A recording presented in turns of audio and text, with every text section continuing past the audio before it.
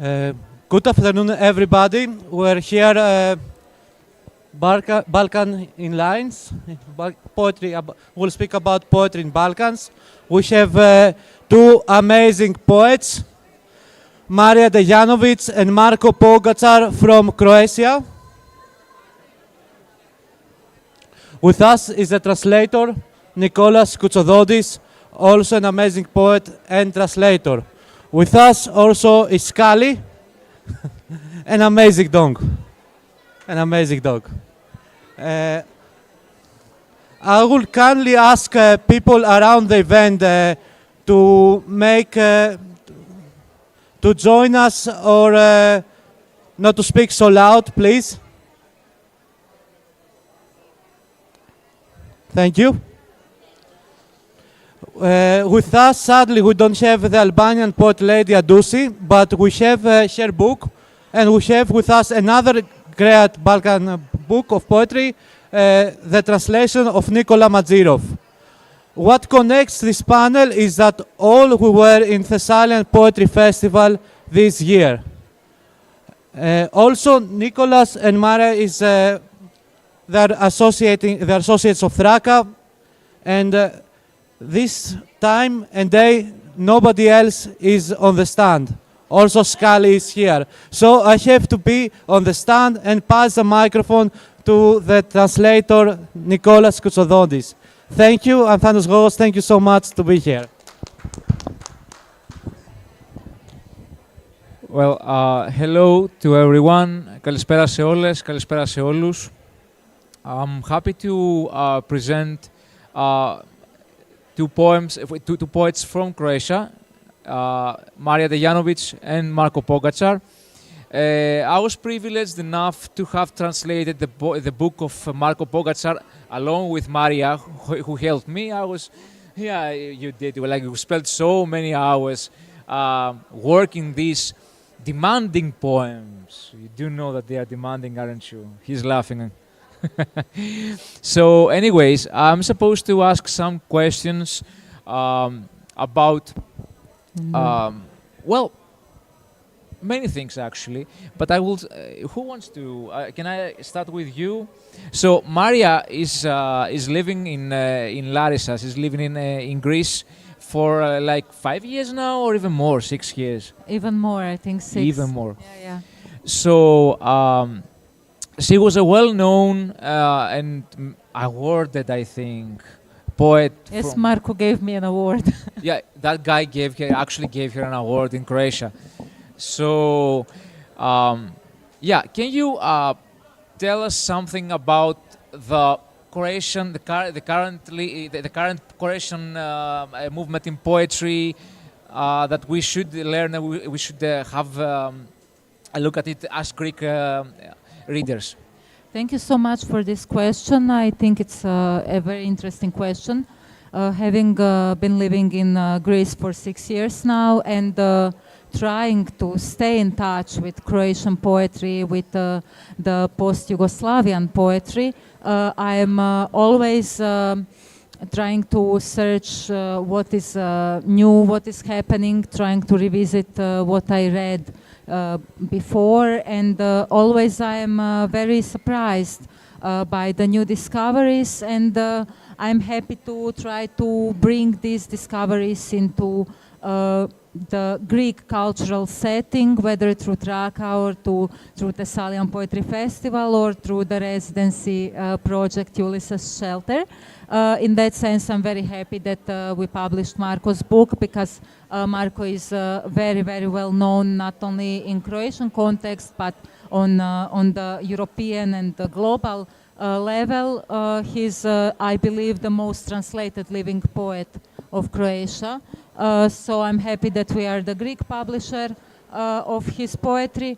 And this position of being a sort of an expat and acting in another cultural setting gives me an opportunity to revisit what was once home, always through connection to poetry and literature. Okay, I suppose I can say a few words in Greek to help the audience. Η Μάρια μόλις μας ανέφερε ότι συνεχώς έρχεται αντιμέτωπη με εκπλήξεις τόσο στην κροατική όσο και στην ελληνική ποίηση με την οποία έρχεται σε επαφή και είναι σε μια διαδικασία να μας γνωρίσει σαν ελληνικό κοινό την ποίηση της χώρας της, αλλά και ευρύτερα τη βαλκανική ποίηση και μέσω των εκδόσεων Θράκα και μέσω του Πανθεσσαλικού Φεστιβάλ Ποίησης. Απροπό να σας αναφέρω ότι είναι ένα φεστιβάλ το οποίο γίνεται στη Λάρισα, στη Μακρινίτσα του Πουπιλίου, στα Τρίκαλα, στην φυλακτή Καρδίτσας και πάλι πίσω στη Λάρισα. Είναι ένα πενθήμερο φεστιβάλ, στο οποίο δίνουμε βήμα διεθνώς σε ποιητές και σε Έλληνες και σε διεθνείς ποιητές, όπως ανέφερα. Και η Μάρια μας αναφέρει ότι προσπαθεί να γνωρίσει την ελληνική ποίηση, να την μεταφέρει και στην χώρα της, αλλά και αντίστοιχα να γνωρίσουμε κι εμείς τη ποίηση της χώρας της. Let's continue. Should I continue with you or with Marco and be a little? I think it would be nice that Marco comments a bit also on the Croatian literature, because he actually lives there still, so he can tell us. And Marco is also the editor of the anthology of the Croatian youngest poetry. That was a very relevant book for my generation, very formative book. So you can maybe talk about shortly, briefly, about different generations in Croatian poetry. What is your opinion of what is the strength of Croatian poetry today? Is there such a strength? What is representative of our poetry? Να πω πριν ότι είναι ο πιο πολυμεταφρασμένος ποιητής της Κροατίας αυτή τη στιγμή και διεθνώς είναι πολύ γνωστός ο Μάρκο Πόγκατσερ και είμαι πολύ χαρούμενος που τον έχω μεταφράσει εγώ. Well, good evening. I'll try to wrap it up and be short. As I see it, Croatian poetry today is way less dynamic than Greek poetry today,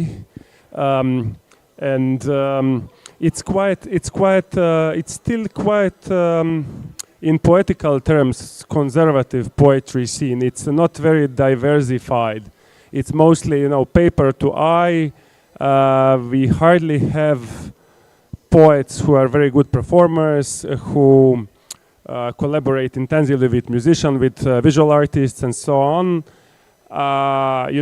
As soon as someone is making something with a musician who is not a classical guitarist or a pianist, it's considered something experimental, something weird.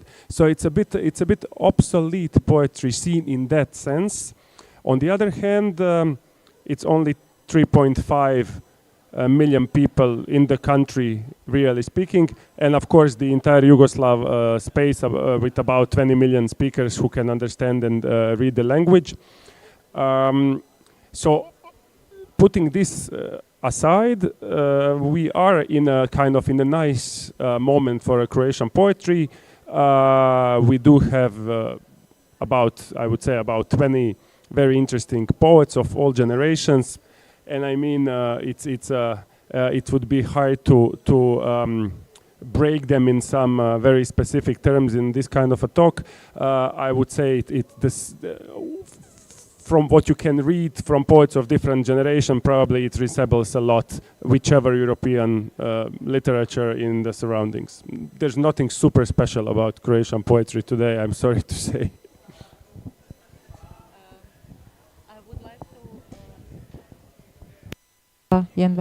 I would like to ask you, Nicolas, what was your perspective on Croatian poetry through our activities that we had, through translating Marco, through listening to the poets who came from Croatia, through Ulysses Shelter, through Traka Publishing, through Panthesaliko Festival pieces. Maybe you can tell me, mostly because you have the most immersive experience through translating Marco. What was your experience of meeting a new poetics? Did you feel that it is somewhat different than what you are used to in Greek setting? How would you describe this process? Να πω αρχικά ότι ο Μάρκο ανέφερε πως είναι μια χώρα 3,5 εκατομμυρίων ανθρώπων, οπότε η γλώσσα είναι αρκετά μικρή και δεν πιστεύει ότι σε αυτή τη φάση υπάρχει κάτι πολύ δυναμικό και είναι κάπως συντηρητική η κατάσταση, δηλαδή Και είναι κάπως συντηρητική κατάσταση, λοιπόν. Δηλαδή, ας πούμε, από ό,τι ακούσατε, αν δεν έχεις κλασική κιθάρα, θεωρείσαι πειραματικός σε μια παρουσίαση ποιήσης στην Κροατία. So, well, the thing is that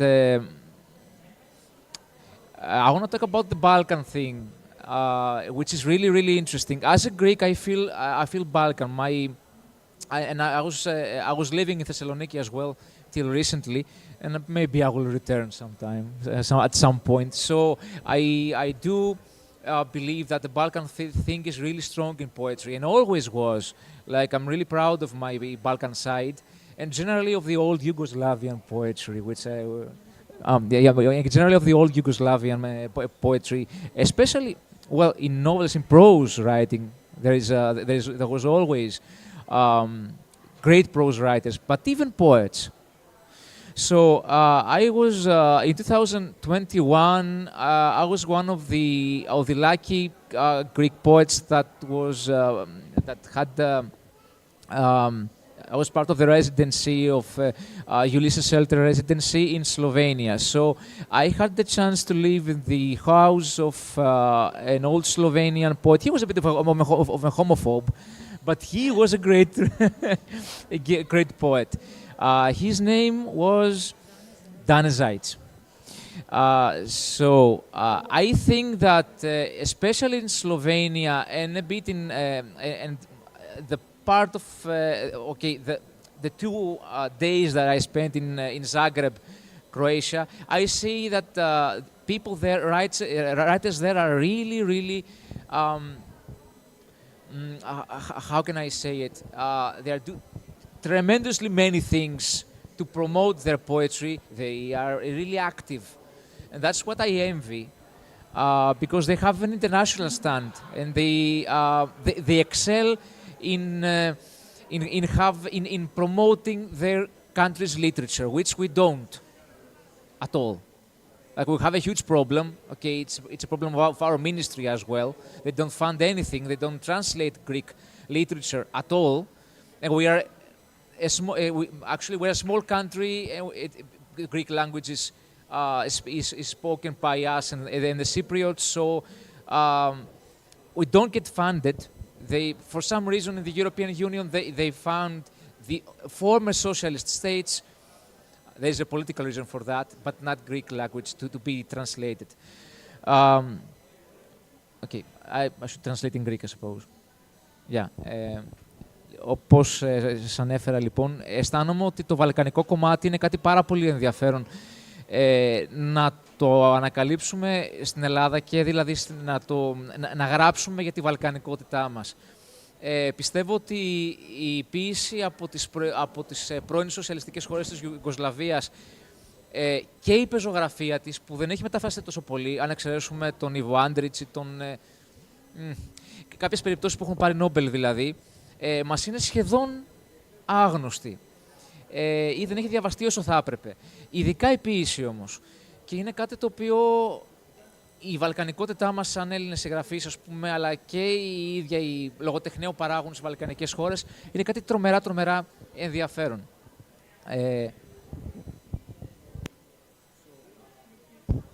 Yeah, as of the poetry of Marco Pogačar, which we will read some of the translations. The translators were me of the poetry of Marco Pogačar, Irena Gavranovic-Luksic, and for Maria Dejanovic, and Alma Braja for the poetry of Lea Diadushi. Translating Marco, I mean, I really envied I think my favorite verse is the one with the Slavs wearing these trousers, these athletic. What's this called? Yeah, I love it. I really love it. I mean, if you can picture a Slav guy, you could picture a guy outside of a supermarket wearing these pants. You could probably even feel afraid, but okay, I find it really interesting. And the other thing that I really love in his poetry is that he's not afraid of talking bad to those considered important in the Slovenia, in the Croatian literature. Like, what's the name of the guy who was offended actually by that verse? Stambuk. I mean, imagine if someone in Greece was writing a verse against someone considered important in Greece. Μια μικρή μετάφραση και προχωρούμε σε επόμενες ερωτήσεις. Έλεγα λοιπόν ότι έχει πάρα πολύ ενδιαφέρον ο αγαπημένος μου στίχος μάλλον ένας από τους αγαπημένους μου στίχους στο βιβλίο του Μάρκο που μετέφρασα, είναι για τους Σλάβους άντρες έξω από τα σούπερ μάρκετ που φορούν τις αθλητικές φόρμες. Μια εικόνα πολύ χαρακτηριστική σε βαλκανικές χώρες. Και αυτό που με ενδιέφερε επίσης και μ' άρεσε είναι ότι υπάρχει ένας άλλος στίχος στον οποίο είναι ειρωνικός με ένα άτομο το οποίο έχει, ας πούμε, εξουσία στα γράμματα τα κροατικά. Και είχε προσβληθεί από το στίχο αυτό κιόλας. Είχε δημιουργηθεί ένα μίνι σκάνδαλο. Και αυτό δεν το κάνουμε στην Ελλάδα. Σκεφτείτε λοιπόν κάποιος να έγραφε για ένα σημαντικό πρόσωπο ειρωνικά και να είχε δημιουργηθεί ένα μικρό σκάνδαλο. Μπορεί να μην είναι τόσο σημαντικό σαν θέμα. Απλώς δεν το έχω δει να συμβαίνει. Well, you mentioned some characteristic, stereotypical images from Marco's poetry, and I think, Marco, that in your poetry you like to present this kaleidoscopic image of everything around us in a way that is not directly political, but that is all-encompassing political force everywhere around us. The same with culture, the same with evil, the same with humanity, the life itself, and I admire that a lot about your poetry, that you depict the mood, the feeling of being in a certain place without telling us what that place actually is. I feel the poems from the book that we translated are so Croatian in a way. I remember feeling the feeling of Zagreb. I felt when I was reading some of these poems, I felt I was in Zagreb, even though nothing from Zagreb or Zagreb itself was mentioned in it. In certain poems, I felt like I was back in Split, even though nothing from Split was mentioned, but I felt it like I could feel in my nose the salt from the Split air. That is very interesting to me, and I know that you travel a lot, and that you also wrote a travelogue. So I would like to ask you to tell me your relationship with space, with spaces that you visit, and the cultures that you either take part of or abandon or spend your life with. What is your relationship personally with these things and poetically? Well, there's a lot of questions, but I would start from the back, like with the space. I would say there's hardly any connection to the space. I moved away from home as majority of the people who go somewhere to study in the bigger city. I was never coming back too much, and I studied in another town, and then I moved away. I lived out of country for some like 12 years, and I just recently came back, and I keep being on the road, and majority of my books I wrote somewhere like not home or at some places that were home at that very moment. So I really don't think that poetry is something that has some genius loci, in the spirit of the space in it. I really I wrote my first books living in the student residences in dorms with 4 people, 5 people. And I still write a lot in the airports and in trains and wherever. I really don't, I think they could be written in a garage or in a bunker somewhere under the surface. I do write a lot about other spaces, but mostly in this hybrid travelogues books, prose books about space, time, travel, and so on. Very kind of not really classical travel books. But in poetry, I really don't think it's important. But to go back, I do think it's immanently political. For me, every poetry is deeply political.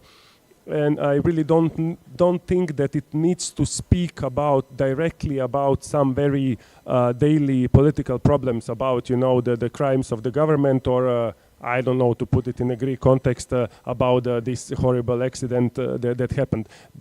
We have other means of communication on the disposal that are fast, way quicker, and that speak to way wider audience, like internet, newspapers. So I mean, I prefer to directly deal with political issues in some forms that are more communicative and that and they reach more people. But the poetry works on another level politically. I think it's a war within the language.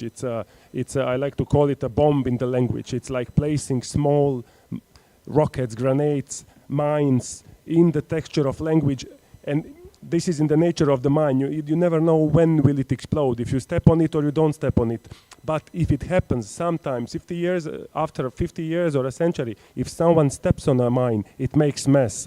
And so I think the language is a hierarchy. The language is power.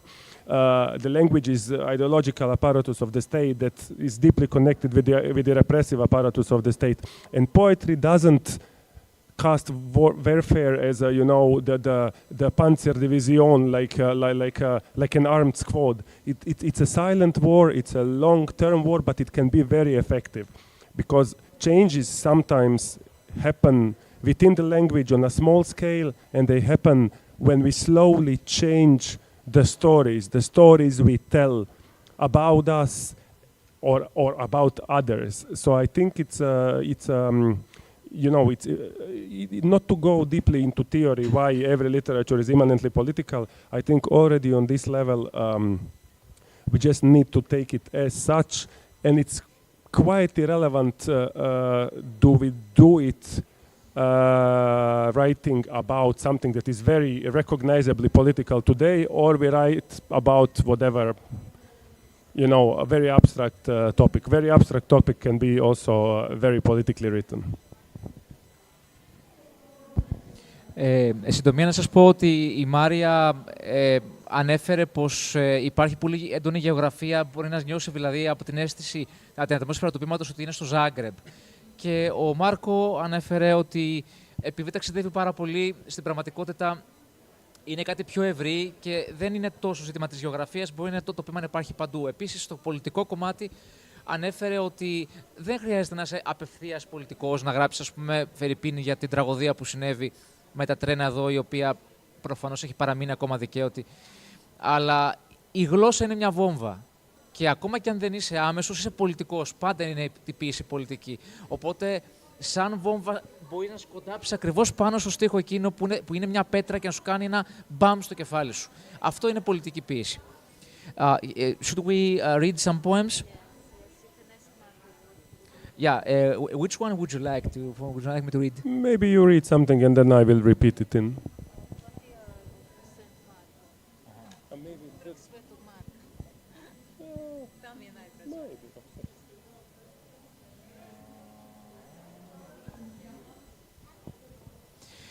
Η πλατεία του Μάρκο. Κάτι συμβαίνει, μα δεν γνωρίζω τι. Κάποιο στήθος διαστέλλεται και σφίγγεται. Συστέλλονται τυχώματα της φλέβας, αυτές οι αυλακώσεις, αδένες, αποδεσμεύουν απέραντη χολή επάνω από το Ζάγκρεμπ. Έτσι είναι ο ουρανός αυτές τις μέρες, εφιάλτης. Χωρίς αγιοσύνη λίγη, ένα μπλοκ σχεδίου όπου κάθε τι έχει ζωγραφιστεί και δεν έχει ζωγραφιστεί. Το θρώισμα των εκατομμυρίων ποδιών εν κινήσει. Εφιάλτης, επαναλαμβάνουν οι φωνές, εφιάλτης, επαναλαμβάνεις κι εσύ.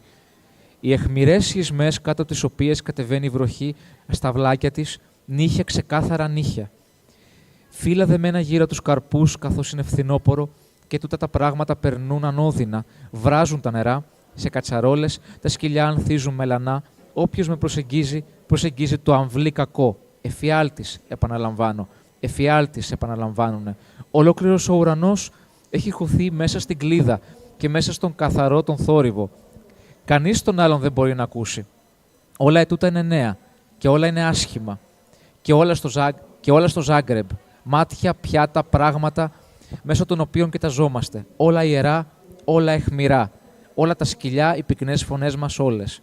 Ο λόγος μιας πόλης πρόθυμης να δαγκώσει. Πεύκα, ένα κοπάδι, κάτι στον αέρα, στο υπέδαφος, μέσα στους στίχους. Κάτι από πάνω μας και κάπου αλλού. Κάτι συμβαίνει. Δεν γνωρίζω τι.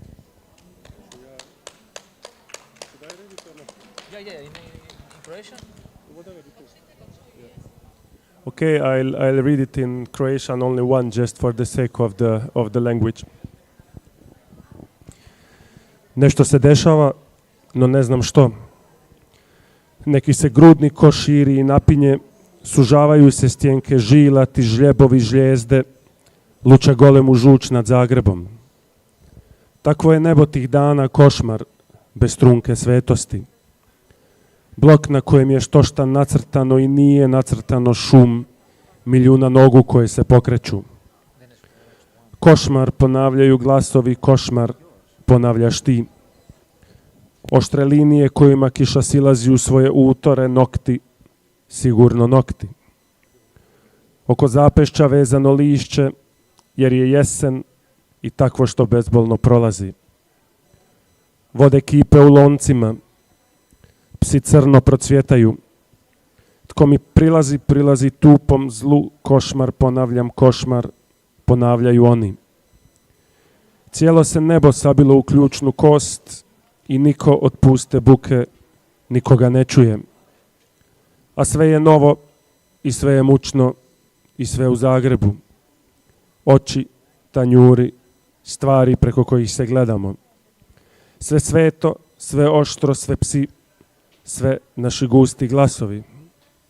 Govor grada koji bi grizao, borovi, jato, nešto u zraku, pod zemljom, u zidovima, nešto nad nama i negdje drugdje. Nešto se dešava, ne znam što.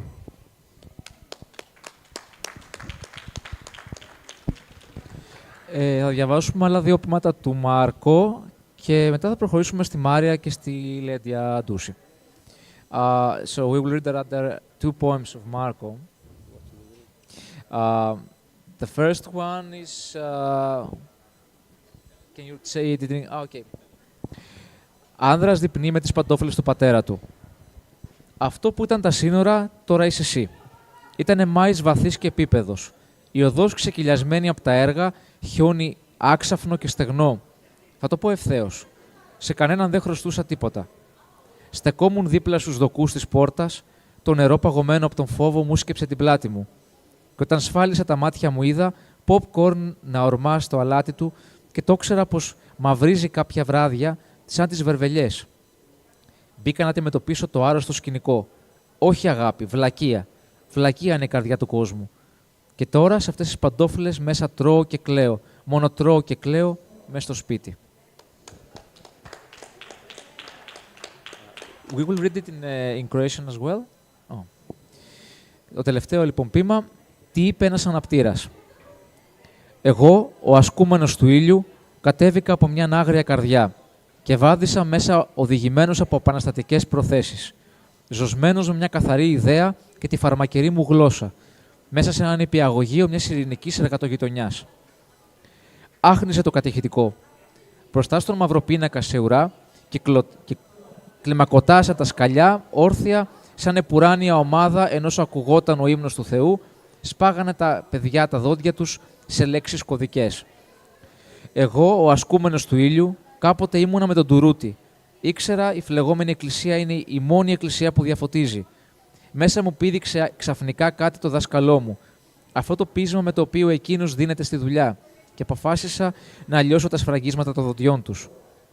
Εγώ, ο ασκούμενος του ήλιου, σκαρφάλωσα σε ένα πλαστικό γιογιό και αργά μέσα στη νύχτα, με όλο και πιο έντονη λάμψη, ξεφώνησα «Εμπρός, οι φυλακισμένοι των παιδότοπων! Εμπρός, οι καταφωνημένοι μες στο σκάμα!»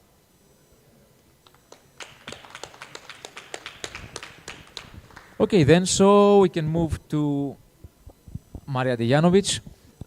And I should like to ask what is her opinion of Greek poetry and what is the connection with Croatian poetry? Are they connected in some way in the Balkan? Does she see any Balkan in Greek poetry or any connection with the Croatian? What is the similarities? Well, I think that Greek poetry is very diverse, very rich. It is very interesting, very dynamic. And I especially like that it has multiple stages. It has the underground, it has the paralogotechnia, which I also value because it is just people who love to write without caring about the aesthetics. You know, it has its charm too. I love the excellence of Greek poetry too. There is a lot to it that I love. Is it Balkans? It depends on who you ask. I meet some Greeks and they tell me we are not Balkans, we are Mediterraneans. The others tell me, yes, we are Balkans and also Mediterraneans. And some say we are Westerners, some say, oh, I hate the West. So I don't feel the need to speak on the behalf of another culture. I listen to everyone. Every story has its own sense inside of it that makes sense to that person. I just observe and I think that it will last for some more years before I can truly decide whether the Greeks are Balkans or not. For Croatia, I know for sure we are. But also the same thing is with Croatians. If you talk to 10 Croatians, some will say the Balkan starts under, and the others will say, no, the Balkan starts even more further down, and some say, oh, it starts much more up. So I've never met a person who would definitely say, yes, definitely we are Balkans. I think it's such an empty, it's such an empty signifier, but to me it means a lot. I would also say that for me, I feel like a person from the Balkans, and I love Balkan culture, I love Balkan literature. I think it's very diverse and very beautiful. About the Balkans and the Mediterraneans, I have this book, and when it got published in Croatia, there were certain few poems that everyone liked.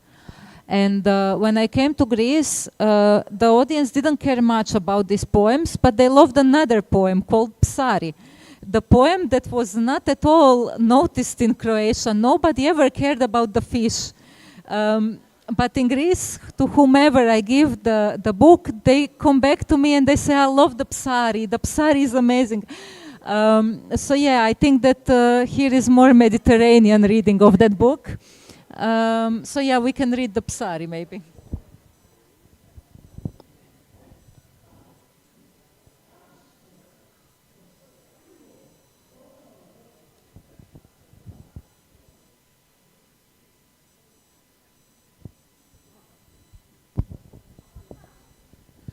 Το ψάρι.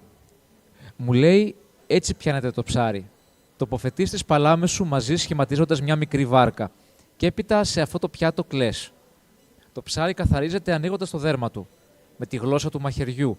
Βγάζεις τα σωθικά και τα βάζεις στο τραπέζι. Έπειτα στην κάθε σου πληγή βάζεις ένα αγκίστρι. Οι πληγές υπάρχουν από πριν. Αυτό είναι το θέμα. Φροντίζεις να είναι ο φούρνος πιο καυτός από τον ήλιο και γρήγορα βάζεις μέσα το ψάρι. Το ψάρι πρέπει να ψηθεί γρήγορα, αλλιώς θα ξεχάσει ότι είναι ψάρι. Ενώ ετοιμάζεται το ψάρι, σε κάρφωσε το βλέμμα του. Εσύ κάρφωσε το βλέμμα σου στον δίσκο και συνέχισε να του λες πως είσαι ψάρι. Είσαι ψάρι. Είσαι ψάρι.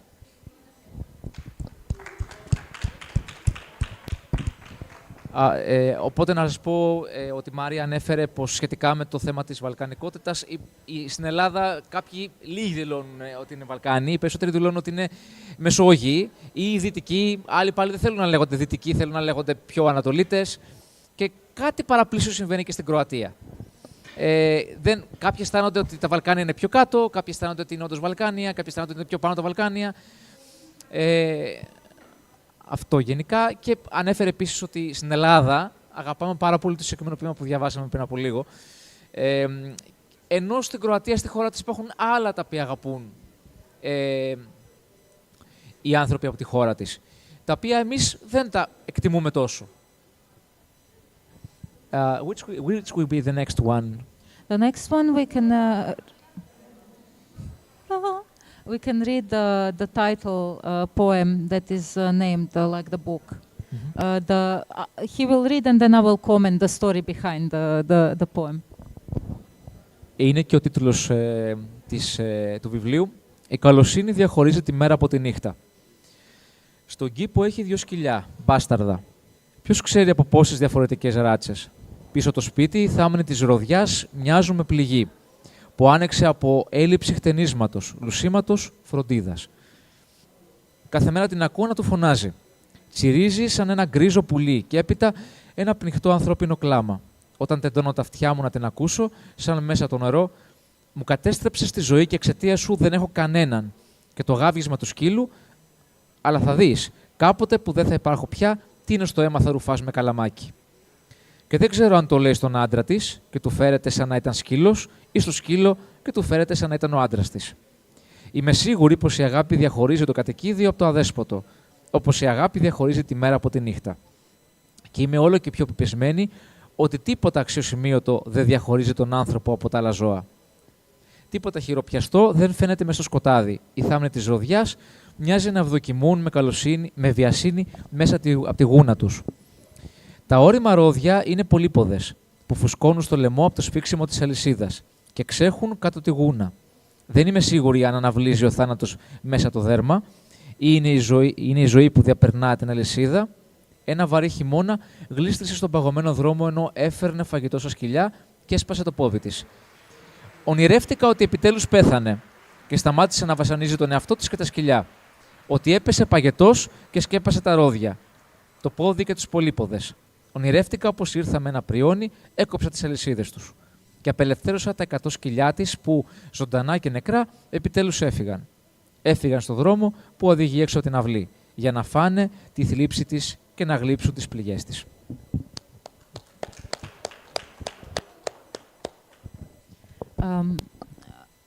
I live in mostly between Larissa and the beach area of Larissa. And there is this beach house that is in this village that most of the year there is nobody there. And one time Thanos was here and I spent the whole winter there. And there was literally nobody there except this neighbor that we have, who is a very old woman, who has these multiple dogs that guard God knows what, because she has this strange shed that is not something that anyone would enter and rob, because you wouldn't suppose to find anything valuable inside. But she has this security system of this line of dogs. One is chained right near the door. The other is chained when the street starts descending down. And then the third one is chained on fully down, and the other freely patrols. And these dogs bark, and they bark constantly. So in this absolute solitude, you have this pack of enslaved dogs that just bark at nobody, because there is nobody there. So I got so sad for these dogs, and I wanted to free them. But I knew that if I freed these animals, they would stay there, because that is the only life they know. And that is what inspired this poem of mine, the power of cruelty, which for some animals is the only love they know. And so we have a residency project, and sometimes we let other people as a residency to live in that house. And every time we ask them how it is, they say it's almost perfect, but there is, and I say the dog. And they say, yes, it's the dog that barks. And every time, first day, they complain about the dog. At the end of the residency, they have a poem inspired by the dog. And now there is a poem in Welsh inspired by these dogs, a poem in Slovenian. There was this a poet who noticed that some dogs are more free than the others, and that is what inspired his poem. So yes, this is these dogs that were somehow even self-destructive in this love that they have, because it is the only love they knew, was somehow what inspired me to basically they became the core of the whole book, because I understood that it is deeply political, and this fact that we all notice this about the dogs is a sublimation. We don't notice it about our societies. We don't notice it about our everyday lives, about our jobs, about our governments.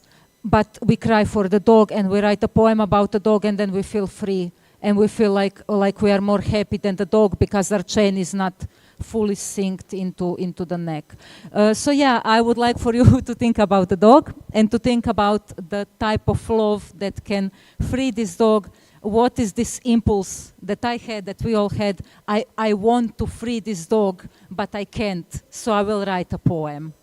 Me, concretely, I was afraid that grandma has a gun.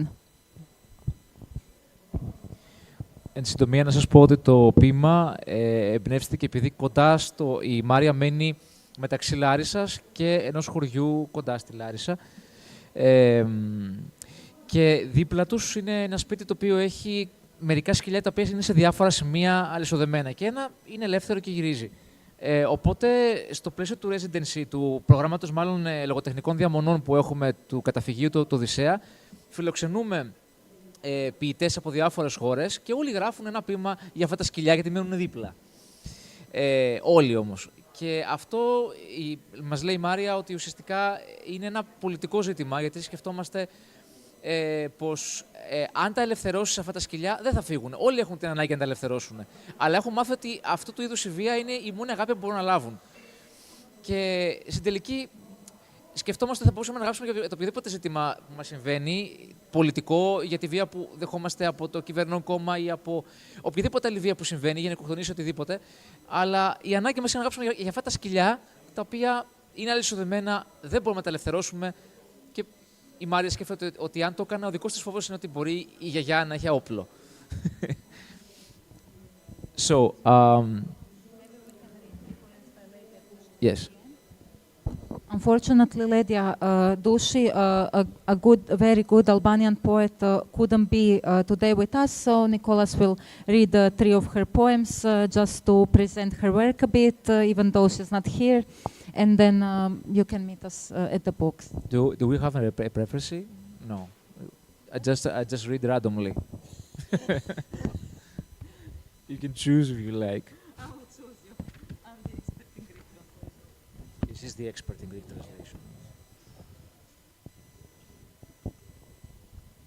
The poems are translated by Alma Braja, Albanian Greek, who is a poet and translator. Also, herself is a very good poet. Λοιπόν, είναι η ποιητική συλλογή σε ένα βαθύνημα αίματος της Λέδια Ντούση, είναι από την Αλβανία και έχει μεταφραστεί από την Alma Braja, η οποία είναι από την Αλβανία και ζει στην Ελλάδα, οπότε ξέρει πάρα πολύ καλά ελληνικά. Το ποίημα λοιπόν που θα σας διαβάσω λέγεται «Η γυναίκα δεν είναι άνθρωπος». Η νύχτα βγαίνει από ατμούς χυμάρου, σαν κούραση του κοριτσιού, που ρέει από όνειρα, αναπνέει η βροχή ανάμεσα στα δέντρα, οι άγγελοι αφήνονται, καρποί, στους παραδείσους του κορμιού μου, οι πέτρες είναι οι γαληνεύσεις που γλιστρούν με το καλοκαίρι από την ουρά του νου, γιατί ο ήλιος λύεται σε ταβάνια από κρίνα, μαύρα ηλιοτρόπια λιάζουν μετά τη βροχή.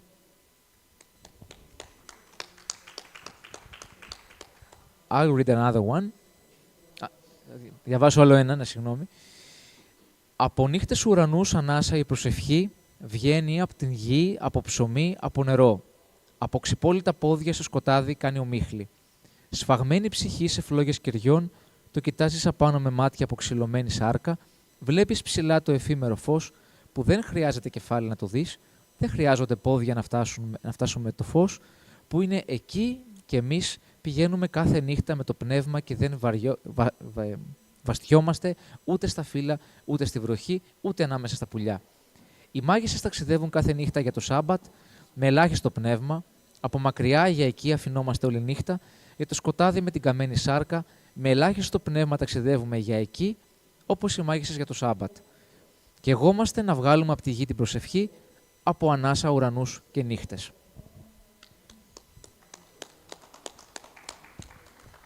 Και ένα μικρούλι και we can move to questions. Μπορούμε να προχωρήσουμε σε ερωτήσεις έπειτα.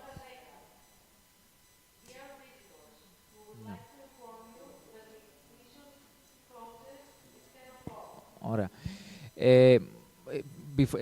Πριν μιλήσω, έχετε κάποιες ερωτήσεις να κάνετε, κάποιες απορίες ίσως που θα θέλατε, κάτι να πείτε, κάτι να σχολιάσετε για όσα υποθήκανε ή για τα ποίηματα που διαβάστηκαν. Ναι.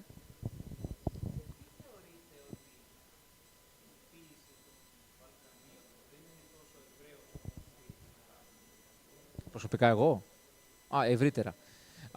He asks why the Balkan poetry isn't well known in Greece. Yeah, this is a very good question. Thank you. Why it is not? I believe that both Croatian literature and in general Balkan literature and Greek literature are two semi-peripheral literatures.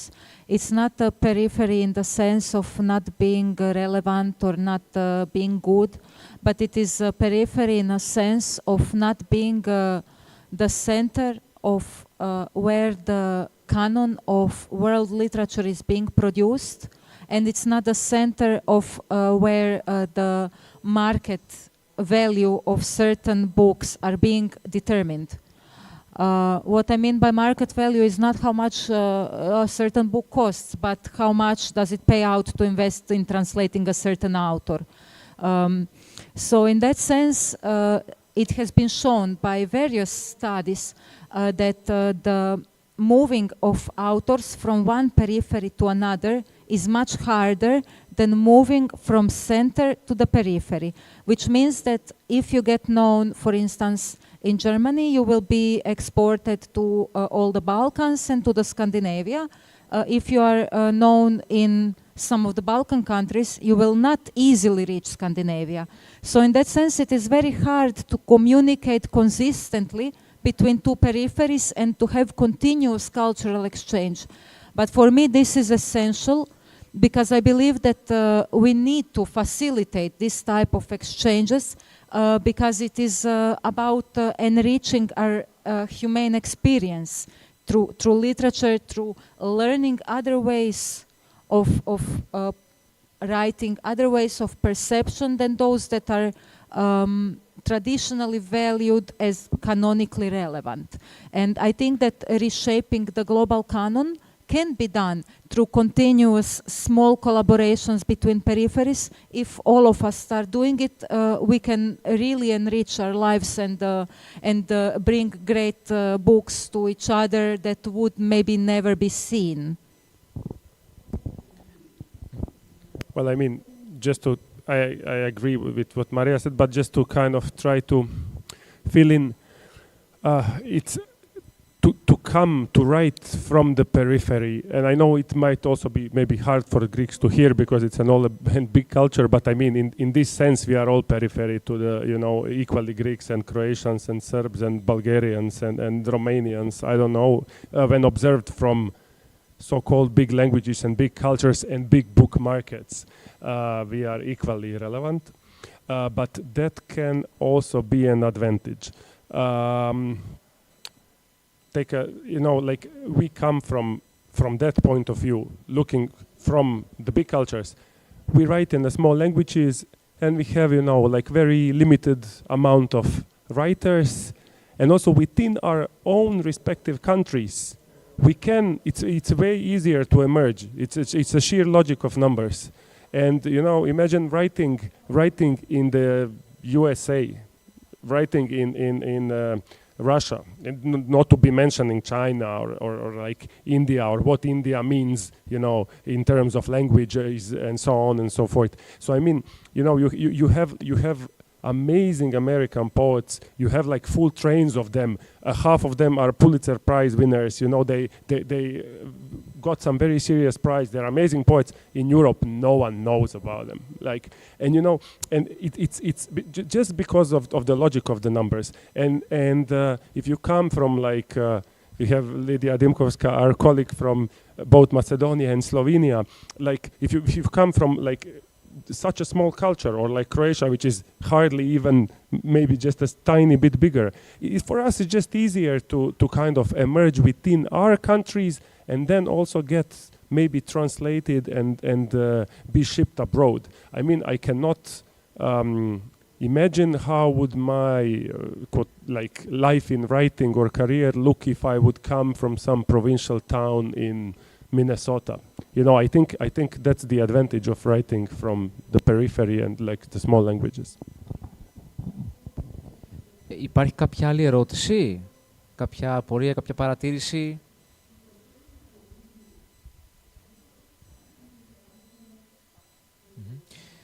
Ωραία. Εν συντομία, να σας πω ότι ανέφερε αρχικά η Μάρια πως είναι δύσκολο από μια περιφερειακή γλώσσα σε μια άλλη περιφερειακή γλώσσα να υπάρχει επικοινωνία, ενώ το κέντρο της παραγωγής του λόγου στην Ευρώπη, που μπορεί να φέρει η Γερμανία ή η Αγγλία, είναι πολύ πιο εύκολο να φτάσει σε εμάς. Είναι ζήτημα market.